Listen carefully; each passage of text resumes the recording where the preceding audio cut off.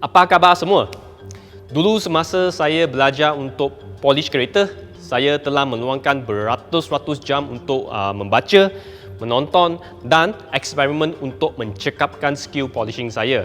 Proses itu amat penatkan sebab banyak percubaan dan kesilapan yang dibuat oleh saya. Dan saya juga tidak mempunyai orang untuk mengajar saya.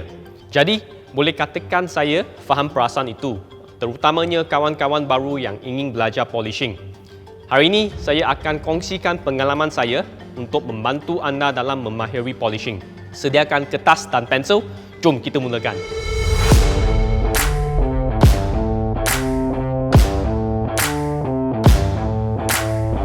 Sebelum kita mulakan polishing, ada beberapa persiadaan asas dan konsep yang kita perlu fahamkan dahulu. Nombor 1, kereta perlu dicuci, clay dan dibuang minyak tar sebelum polishing. 2, memahami cat kereta yang akan dipolishkan. Seperti manusia, ada orang yang lebih kuat seperti saya, ada yang lebih sensitif. Cat juga terdiri daripada cat yang keras dan cat yang lembut. Cat keras bermaksudnya cat yang lebih suka dipotong.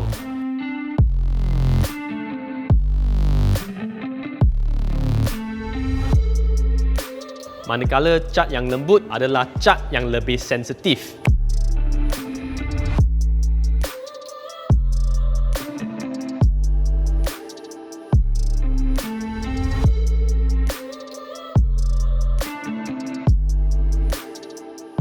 Dalam polishing, tidak ada formulasi yang tetap, jadi kita perlu laraskan potongan yang kita ingin capaikan. Kita perlu memahami 3P yang akan digunakan, iaitu pad, product polish dan polisher machine. Pad yang berlainan mempunyai kekasaran yang berlainan. Kekasaran ini akan menentukan potongan yang akan dicapaikan. Seperti pad, product polish juga mempunyai kekasaran dan tahap pemotongan yang berlainan. Dan akhirnya, mesin juga mempunyai jenis dan fungsi yang berlainan. Mesin jenis 2 aksi ini lebih digemari oleh kebanyakan detailer dan lebih sesuai untuk yang baru belajar polishing. Ketiga-tiga ini, pad, polish, abrasive dan polishing machine menentukan hasil kerja kita. Memahami ketiga-tiga kombinasi ini juga serupa memahami resepi sebelum kita masak satu hidangan. Sebelum kita mula polish, kita kena jagakan keselamatan semasa polishing. Getah dan plastik yang tidak mempunyai cat patut ditepkan.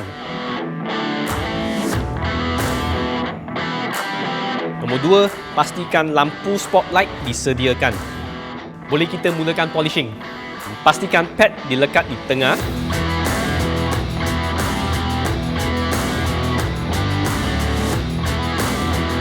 Gunakan sedikit produk sahaja. Polishing tidak perlukan produk yang banyak. Pastikan pad berada di atas bonet sebelum buka mesin. Tekan butang switch untuk locknya. 3 perkara yang anda kena perhatikan. Nombor 1, cara memegang polisher. Tangan bukan dominan di handle hadapan. Kena relax sikit. Tangan dominan memegang handle di belakang. Wire elakkan dari terkena badan kereta.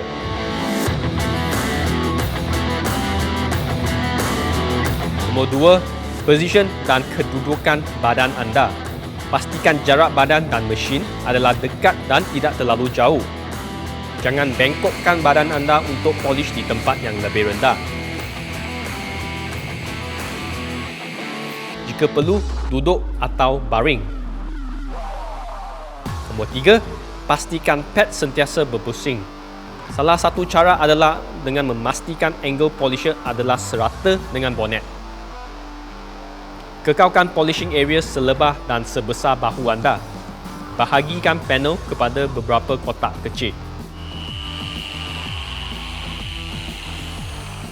2 teknik yang kena dibiasakan oleh setiap detailer. Nombor 1, hand speed. Hand speed bermaksud betapa cepatnya anda bergerak dari titik A ke titik B. So, semakin lambat hand speed, semakin banyak pemotongan yang akan dicapaikan. Yang kedua, machine speed. Machine speed menentukan pemotongan.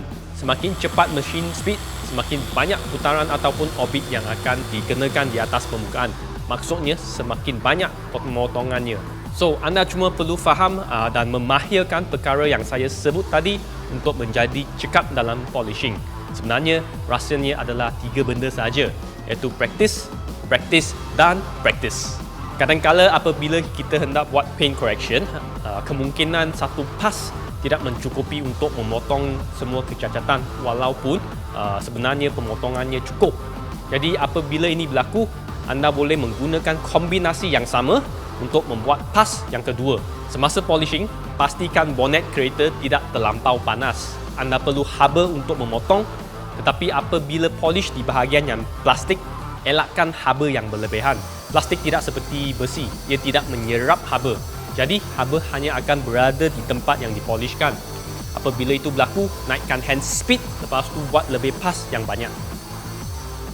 Untuk polish tempat yang lebih lengkung, anda boleh gunakan polisher yang lebih kecil. Dan pastikan pad bersentuhan dengan permukaan di tempat yang anda ingin polishkan. Bahagikan lengkung kepada beberapa section, lepas itu baru kita mula polishkan.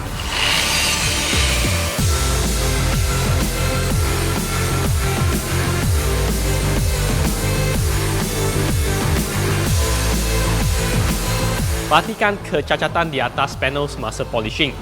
Polish abrasive kami adalah water based, jadi ia tidak akan mempunyai minyak yang berlebihan yang boleh menutup kecacatannya. Jika perlu pemotongan yang lebih, anda boleh tukarkan pad ataupun polish. Jadi itu sahaja untuk tajuk kali ini. Jika anda ingin belajar polishing ataupun detailing dengan lebih mendalam lagi, setiap bulan kami akan organize workshop untuk mengajar detailing. Anda cuma perlu ikut kami di Facebook dan semua maklumat akan dipost di atasnya. Okay, thanks, bye!